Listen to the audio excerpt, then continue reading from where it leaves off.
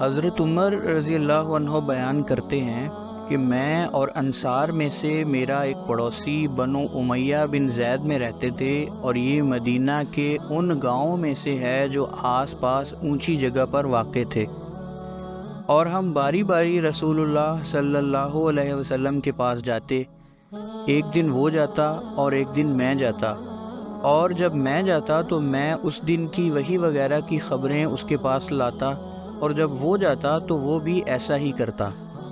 ایک دفعہ میرا انصاری ساتھی اپنی باری کے دن گیا اور آ کر میرے دروازے کو زور سے کھٹکھٹایا اور پوچھا کہ کیا وہ یہی ہیں؟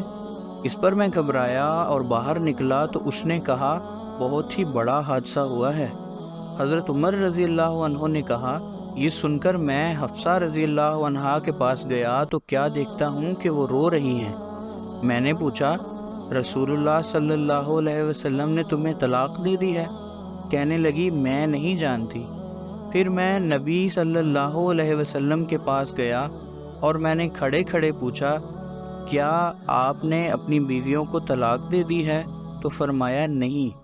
اس پر میں نے کہا، اللہ اکبر،